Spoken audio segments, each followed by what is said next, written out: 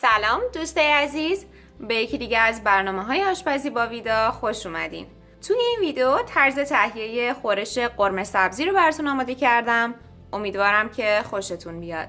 قبل از هر چیز اگر تا به این لحظه هنوز سابسکرایب نکردید لطفاً سابسکرایب کنید و بدونید که حمایت‌های شما مشوق من برای ساخت ویدیوهای بهتر و با کیفیته.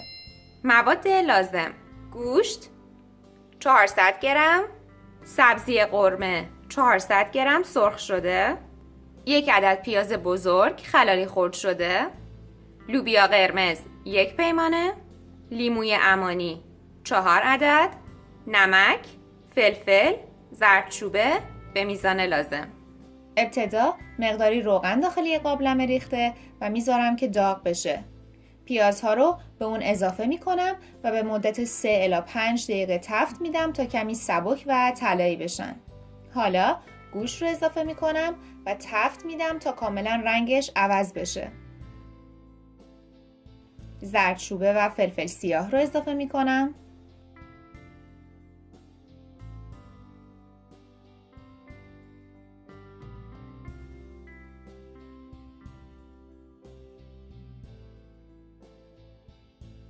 چهار پیمانه آب داخل قابلمه میریزم. حرارت رو زیاد میکنم تا آب جوش بیاد. سپس حرارت رو کم کرده درب قابلمه رو میذارم و به مدت 1 ساعت اجازه میدم که گوشت کاملا بپزه. بعد از گذشت 1 ساعت لوبیا قرمز خیس شده و سبزی سرخ شده رو به گوشت اضافه میکنم. شما میتونید از لوبیا چیتی هم استفاده کنید که بسیار خوشمزه میشه. همچنین طرز تهیه سبزی قرمه رو هم در یک ویدیو جداگانه حتما آموزش میدم.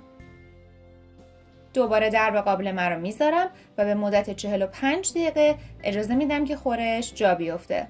الان همونطور که ملاحظه میکنید خورش در مراحل پایانی پخت کاملا روغن پس داده و خوش رنگ و لعاب شده.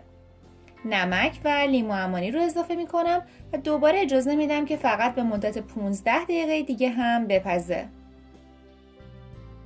خورش قرمه سبزی ما آماده سروه. شما میتونید برای خوشمزه تر شدنش مقدار کمی آب لیموی تازه و یا 1 عدد فلفل قرمز درسته داخل خورشتون بریزید. امیدوارم که از این ویدیو هم خوشتون اومده باشه. خوشحال میشم که این ویدیو رو لایک کنید، به اشتراک بذارید و سابسکرایب کرده و عضو کانال بشید.